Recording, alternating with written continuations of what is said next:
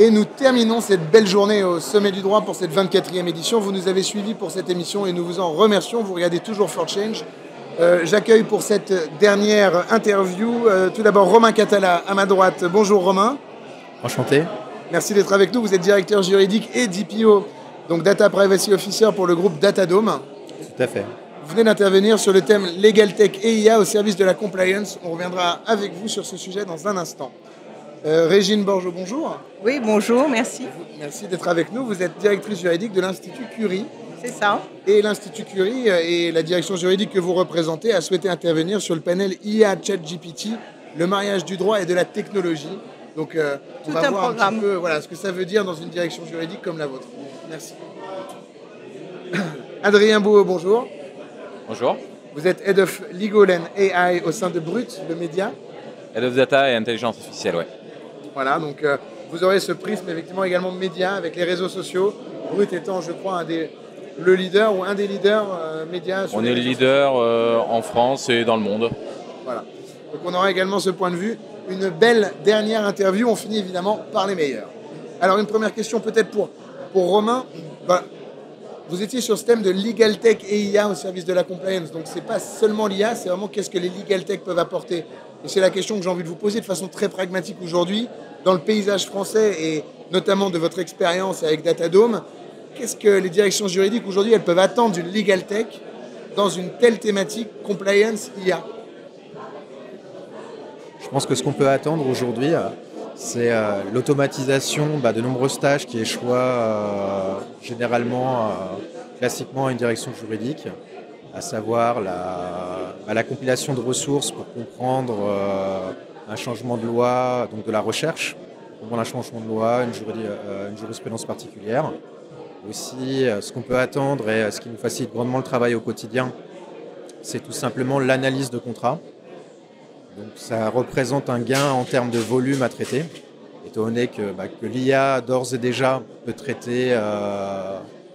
faire des analyses basiques de contrats sur la base de mots-clés et de notions clés qu'on lui fait intégrer. Donc ça permet d'avoir une prélecture qui va faciliter la vie du juriste qui va faire une analyse un peu plus complexe suite à cela. Je vous coupe, mais l'IA, c'est finalement... C'est la réponse concrète à la promesse que nous donnent les Legal Tech depuis quelques années, qui est d'avoir des juristes augmentés. On touche au sujet vraiment de façon très pragmatique et opérationnelle grâce à l'IA, ou on y avait déjà touché un peu avant? Je pense que ça en prend le chemin en fait. De mon expérience personnelle, on est encore dans la mise en place de ces fonctionnalités. Elles existent, mais elles ne sont pas sans défaut. On voit qu'on peut, même pour une tâche de base, pour un juriste junior, on voit qu'on ne peut pas encore se passer d'une supervision humaine et d'une relecture afin d'éviter des erreurs. Mais l'IA avance vite et je pense que cette promesse, c'est peut-être pas la promesse d'aujourd'hui, mais c'est la promesse des quelques années, une ou deux années à venir sur ces deux fonctions. Merci beaucoup. Un mot sur Datadome peut-être? Nous sommes une solution de cybersécurité spécialisée en bot management. Et nous avons la spécificité d'être la seule solution européenne dans ce domaine. Et c'est aussi pour cette raison que la compliance et l'usage de l'IA dans un cadre respectueux des normes européennes et du RGPD est d'une importance majeure pour nous. Boîte française? Tout à fait. Et vous vous déplacez beaucoup à Bruxelles, du coup, j'imagine, sur des sujets justement de régulation qui touchent en ce moment l'IA? Tout à fait, oui. On est très à l'écoute de ce qui avance sur l'IA à l'heure actuelle au niveau européen. Merci Romain en tout cas pour cette introduction. Je vous poserai la question de ce que vous souhaitez à l'IA pour l'avenir dans un instant. Mais d'abord, Régine Borgeaud, donc, je le rappelle, vous êtes directrice juridique donc, de l'Institut Curie.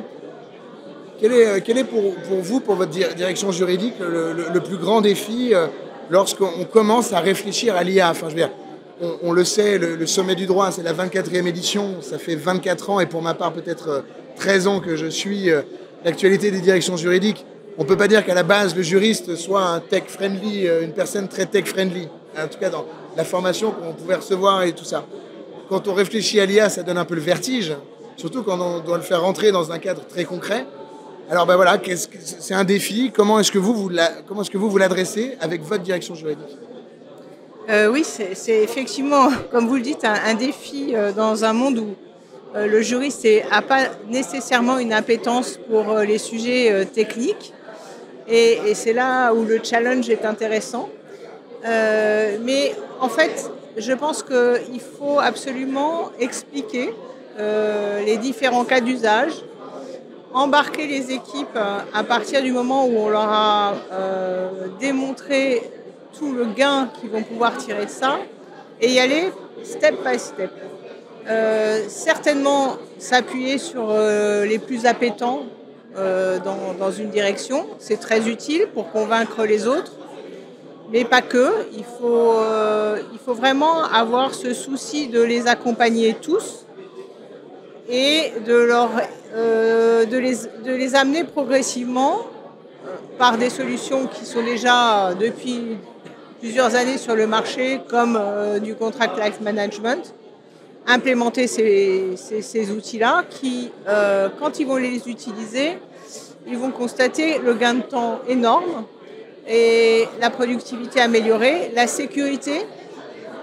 Et donc, ça va générer une autre curiosité de leur part. Et je pense que pour bannir les peurs, les réfractaires, il faut d'abord être curieux et après expliquer pour comprendre de quoi il s'agit.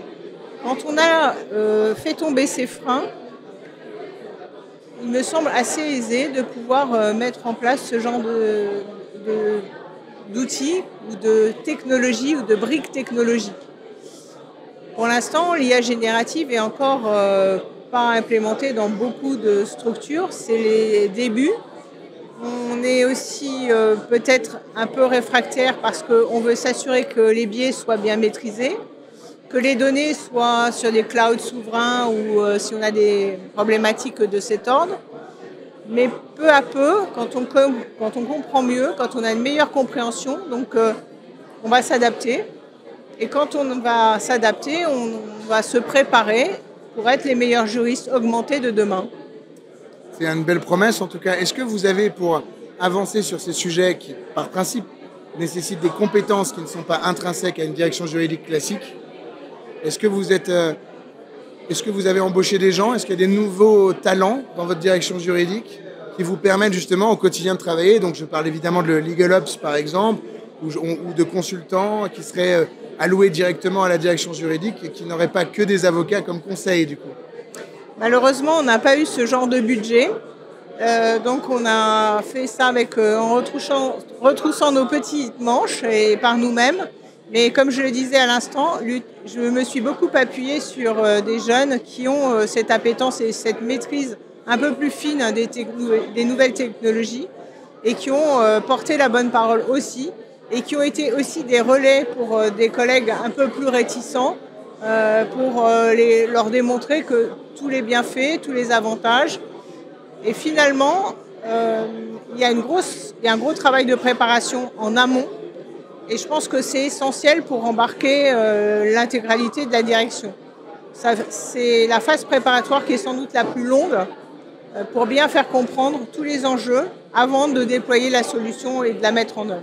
Et puis la priorisation des tâches, des projets, parce que vous êtes posé la question de la mission de votre direction juridique, c'est peut-être ou des objectifs de votre direction juridique pour l'Institut Curie à 1 an, à 2 ans, à 3 ans. Ça permet, j'imagine, de prioriser et d'y voir un peu plus clair. Et en fait, on est dans un milieu à l'Institut Curie où l'innovation est notre quotidien.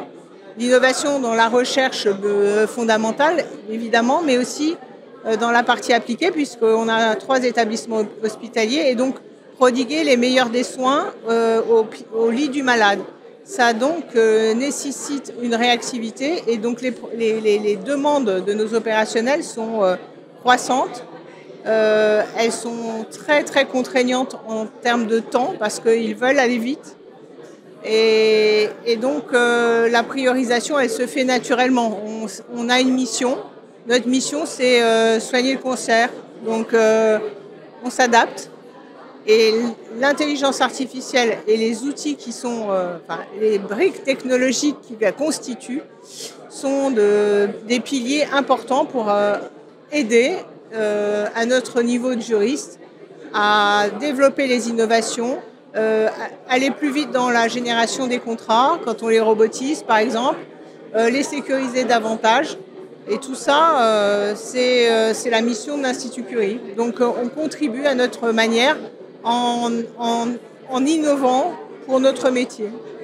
Merci infiniment Régine pour vos réponses. Vous l'aurez compris, si comme l'Institut Curie, et je sais qu'un bon nombre des directions juridiques qui nous regardent n'ont pas forcément de budget pour embaucher 5 LegalOps day one quand on veut lancer un nouveau projet, misez sur vos équipes, identifiez les champions en interne et puis derrière, effectivement, pourquoi pas proposer aux jeunes des carrières un petit peu sympas autour de ces projets structurants qui viennent impacter tout le groupe. Merci beaucoup Régine Borgeaud. Je me tourne évidemment vers Adrien Bouot, donc, que j'ai introduit tout à l'heure. Alors, autre mindset peut-être chez Brut. Est-ce que déjà, Adrien, vous pouvez nous dire peut-être, c'est quoi la direction juridique au global de Brut? Ça représente combien de personnes? Alors nous, la direction juridique, pour les contrats, tout ça, c'est très peu de personnes, puisqu'on est un média avant tout, donc les forces en présence, c'est plutôt des journalistes.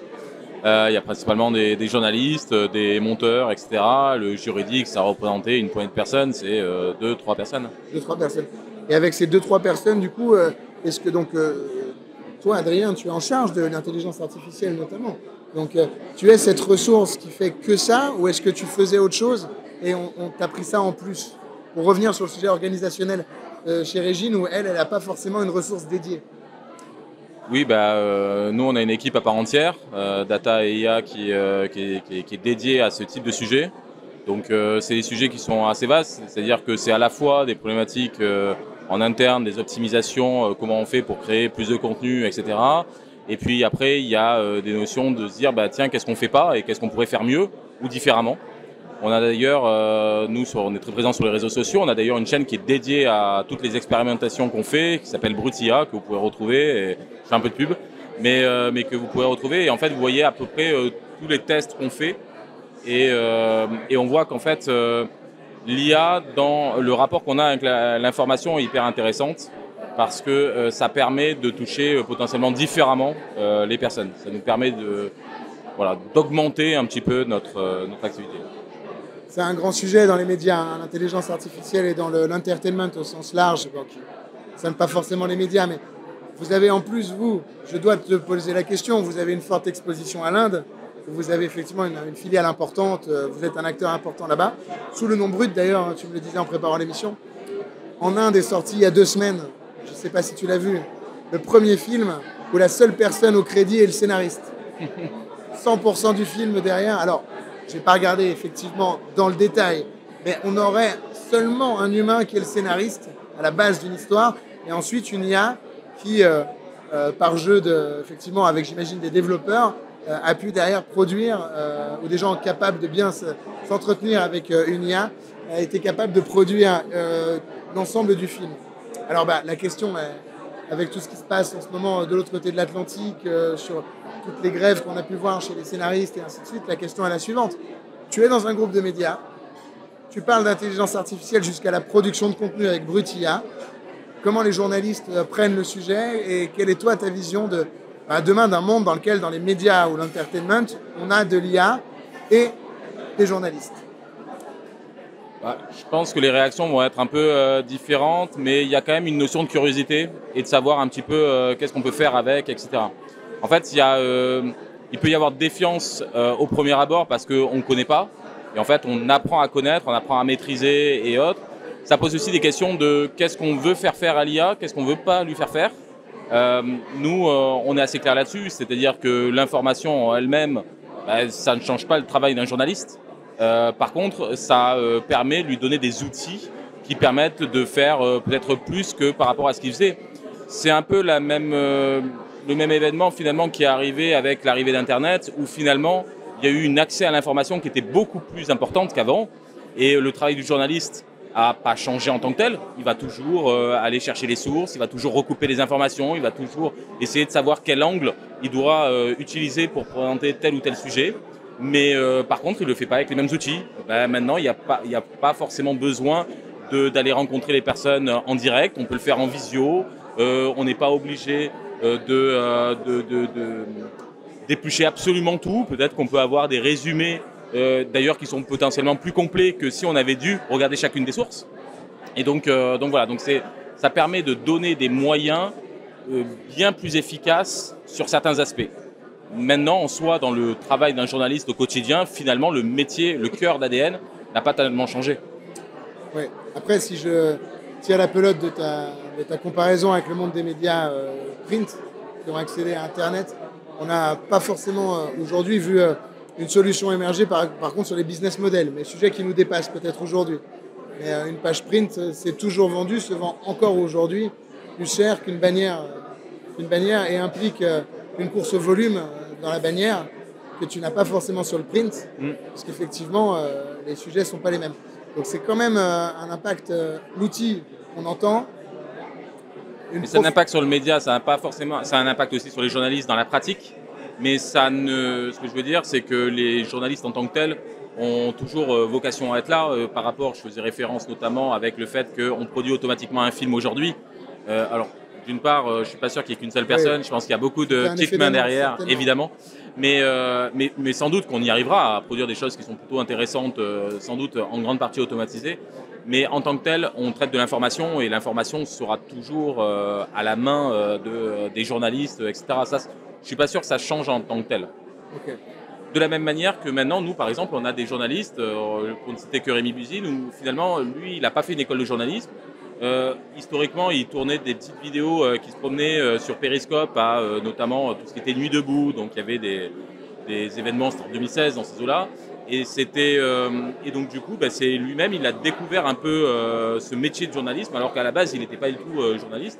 Et c'est comme ça qu'il a appris. Et ça a été possible, ça a été rendu possible grâce à la technologie. Là, ce n'était pas l'intelligence artificielle, c'était avec les réseaux sociaux, avec le fait que maintenant, avec un téléphone, tout le monde peut être journaliste, en fait. Et de la même manière, voilà, je pense que ça peut ouvrir pas mal de portes différentes. On se retrouve l'année prochaine pour débriefer l'année 2025. Carrément. L'année 2024, pardon, au regard de ces évolutions. Qu'est-ce que tu souhaites à l'IA dans les médias pour les mois et années à venir ? Qu'est-ce que je souhaite ? Voilà. Moi, je souhaite avant tout que l'ensemble de la population s'en empare de ces sujets-là, que ça ne reste pas un truc d'ingénieurs ou de certains experts et autres, parce qu'il y a quand même un intérêt à ce que tout le monde puisse l'utiliser. L'usage, ça permet quand même de monter en maturité et de surtout lever les zones d'ombre qui peuvent exister, les fantasmes qu'il y a. Des fantasmes dans les deux sens, c'est-à-dire qu'il y en a qui vont prédire l'apocalypse, comme il y en a qui vont prédire des lendemains qui sont géniaux. Je pense qu'il y a un juste milieu à trouver, et ça, à mon avis, tout le monde fera l'expérience, mais ça se fera d'autant plus rapidement si tout le monde sait très bien de quoi il parle. Donc l'émergence de l'outil au plus grand nombre. La démocratisation. Et la démocratisation. Merci beaucoup, Adrien. Merci. Régine, qu'est-ce que vous souhaitez, vous, aux directions juridiques sur cette thématique de l'IA ? Je leur souhaite de pouvoir s'adapter, parce que si on ne s'adapte pas, on n'évolue pas. Et donc, c'est, je pense, la mort d'une direction juridique si elle ne s'adapte pas au milieu dans lequel elle évolue. Et pour rebondir sur ce que vous disiez, je pense que Marie Curie avait une très belle phrase. Elle disait... dans la vie, rien n'est à craindre, tout est à comprendre. Je pense que ça s'applique particulièrement bien à l'IA. Merci infiniment. Et on finit par vous, Romain Catala. Voilà, qu'est-ce que vous souhaitez à la thématique ? Alors, vous étiez peut-être plus sur la compliance, mais encore une fois, sur cette thématique IA compliance ou compliance, qu'est-ce que vous souhaitez à votre marché, à cette thématique pour les mois et années à venir ? À mon sens, l'une des limites de l'IA à l'heure actuelle, c'est la question de la source. On obtient des réponses, on a du mal à trouver quelle est l'origine de la réponse, quelle est la source en fait. Et comme vous le savez, pour le juriste, la source c'est quelque chose d'essentiel. On est dans un pays, et c'est d'ailleurs aussi l'intérêt de l'IA, on est dans un pays qui a 400 000 normes. Je crois qu'on a plus de 11 500 lois et 130 000 décrets. À taille humaine, c'est assez difficile à suivre, sans compter beaucoup d'entre nous travaillent dans un contexte international où à tout ça s'ajoutent des normes internationales, des normes extraterritoriales, d'éventuelles certifications, des bonnes pratiques. Et bon, il est clair que j'ai du mal à envisager un monitoring efficace sans l'IA, parce qu'on est arrivé dans une dimension où la création de normes fait que c'est, à mon sens, impossible à suivre à taille humaine. Et voilà, ce que je souhaite pour les directions juridiques, c'est que l'IA arrive enfin à apporter ses sources. Et ce que je souhaite pour l'avenir du juriste et pour l'avenir des directions juridiques, c'est de pouvoir se concentrer sur la stratégie grâce à cette IA qui va devenir un assistant essentiel et nous permettre d'apporter une plus-value sur des informations, des analyses de base et des sources qui auront été implémentées et fournies par l'IA. Merci infiniment Romain. Vous l'entendez, on a presque du mal à s'entendre sur le plateau. Les nombreux invités de la soirée des Trophées du droit sont en train de se presser au cocktail qui précède donc la cérémonie de remise des trophées. Il est donc temps pour nous de rendre l'antenne. Vous étiez donc sur cette 24e édition des Sommets du droit. Vous regardiez les retours, les takeaways, les conseils, les tips et astuces de tous nos intervenants tout au long de cette journée sur le plateau. Nous vous en remercions. La suite des programmes dans un instant continue sur Short Change. Merci à nouveau de nous regarder et à tout à l'heure pour la suite des programmes.